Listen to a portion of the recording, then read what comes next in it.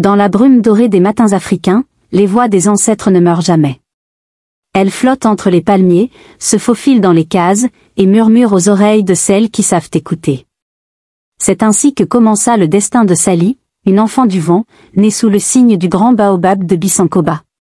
Son histoire est de celle qu'on raconte autour du feu, quand le silence devient sacré et que la nuit se fait oreille. Une histoire de courage, de fuite et de renaissance. Une histoire de douleur aussi, mais surtout une histoire de vie. Sally n'avait que 8 ans lorsque le feu emporta sa maison et ses parents. Un soir d'harmattan, le vent s'était levé si fort qu'une lampe à huile renversée avait suffi à tout embraser.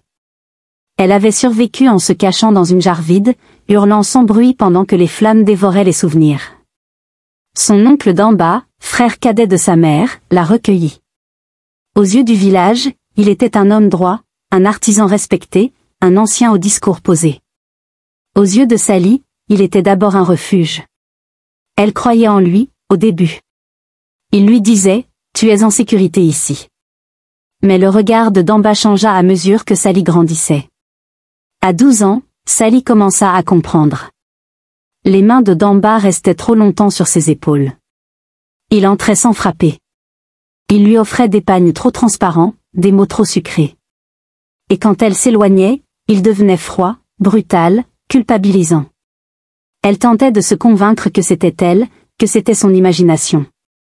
Le silence la rongeait. Car dans le village, les filles ne parlent pas de ces choses-là. Ce sont des choses de honte, des choses de femme qu'on doit supporter. Sally ne voulait pas devenir une femme si cela signifiait obéir, se taire, plier. Elle avait 15 ans. Ce soir-là, d'en bas était rentré ivre, chose rare. Il frappa à sa porte. Elle fermait les yeux très fort, priant tous les génies qu'elle connaissait. Il entra sans dire un mot. Ses yeux étaient des ténèbres. Elle hurla, pour de vrai cette fois. Un cri qui déchira le ciel. Mais les murs étaient épais, et personne n'osa intervenir. D'en bas, surpris, recula. Elle en profita pour fuir par la fenêtre, se tordant la cheville mais courant quand même. Courant jusqu'à l'arbre de sa mère. Là, elle s'écroula. C'était fini. Elle ne pouvait plus vivre là. Pas une nuit de plus. Le lendemain, elle prit son baluchon. Foulard indigo sur la tête, comme un bouclier invisible. Elle marcha vers l'est, direction Ndiambour. Sa mère lui parlait de ce lieu comme d'un sanctuaire. Peut-être n'était-ce qu'un conte, mais elle devait essayer. Sur la route, elle croisa des hommes, des enfants, des voyageurs. Certains lui proposèrent de l'aide, d'autres la regardèrent avec désir. Elle mentait, disait qu'elle allait rejoindre sa tante. Elle dormait dans les champs, au creux des arbres, avec pour seule protection ses larmes et ses prières. Mais elle avançait. Après 5 jours, elle atteignit une clairière. Et là, au centre, un campement de femmes. Des femmes seules. Abîmées. Vivantes. Elles la virent. Et sans un mot, l'une d'elles, une vieille nommée Mampanda, lui ouvrit les bras.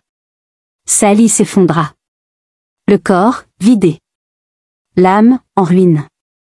Mais les femmes ne lui posèrent aucune question. Elles la lavèrent, la nourrirent, la laissèrent dormir 3 jours. Ensuite seulement, elles lui demandèrent son nom. Elle dit, « Je suis Sally ». Et pour la première fois, elle crut que ce nom pouvait être beau. Dans ce cercle de femmes, tout était apprentissage. On ne parlait pas seulement avec des mots. On parlait avec les mains, les tambours, les chants, les regards.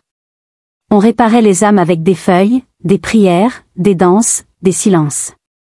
Sally apprit à lire les plantes, à comprendre les rêves, à tisser des paniers qui racontaient des histoires. Elle retrouva son rire, doucement. Puis son regard. Puis son courage. Mampanda devint comme une grand-mère. Elle lui dit un jour, « Les blessures deviennent des forces si tu refuses qu'elles soient des chaînes. » 2 ans passèrent. Sally avait 17 ans. Elle était devenue maîtresse des champs. Elle guidait les plus jeunes. Elle soignait les douleurs avec l'huile de karité et des paroles douces. Mais un rêve vint la troubler. Sa mère lui apparut. Elle tenait le foulard indigo et disait, « Va. Les autres t'attendent. » Alors Sally comprit. Elle devait retourner à Bisankoba. Pas pour se venger, mais pour dire la vérité. Pour briser le silence. Pour que d'autres filles n'aient plus à fuir. Son retour fit trembler le village. Damba pâlit en la voyant. Il voulut nier, ignorer, fuir. Mais Sally marcha droit vers le baobab du conseil. Elle demanda à parler. Les anciens hésitèrent. Puis, par crainte ou respect, ils cédèrent. Elle parla. Longtemps. Elle dit ce qu'elle avait vécu. Sans haine. Mais avec une clarté foudroyante. Et quand elle eut fini, un silence pesant s'abattit. Puis une autre fille parla. Puis une autre. Puis une femme. Le village écouta. Le mur se fissurait. Damba fut convoqué. Il nia. Hurla. Accusa.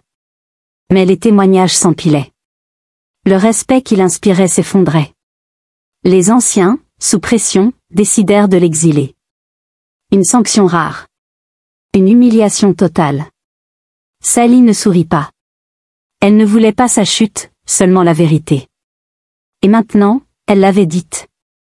Avec d'autres femmes du village, elle créa un cercle, un espace. Un jardin sacré où les jeunes filles pouvaient parler, apprendre, rêver. Chaque mercredi, elles se retrouvaient sous le manguier. Les mères y venaient aussi.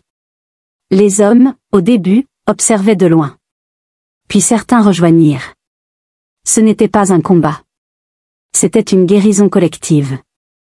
Une révolution douce. Un soir, une jeune fille nommée Diarra arriva. Sale. Effrayée. Fuyant un oncle, elle aussi. Sally l'accueillit. L'écouta. Et lui dit les mêmes mots que Mam Panda lui avait dit autrefois. Tu n'es pas sale. Tu es en vie. Et c'est ta plus grande victoire. Diarra resta. Apprit.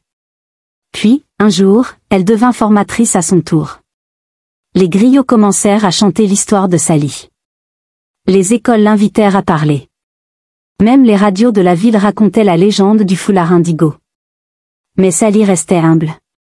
Elle disait, ce n'est pas mon histoire. C'est celle de toutes les filles qui refusent la peur. Et dans les villages voisins, d'autres cercles naquirent. Des feux s'allumaient dans la nuit. Un matin, Sally sentit que quelque chose avait changé. Elle se rendit à la clairière. Mam Panda, allongée, la regardait avec paix. Tu es prête maintenant, ma fille. Tu es le baobab. Elle s'éteignit le soir même. Et les tambours pleurèrent. Sally promit de continuer. De protéger.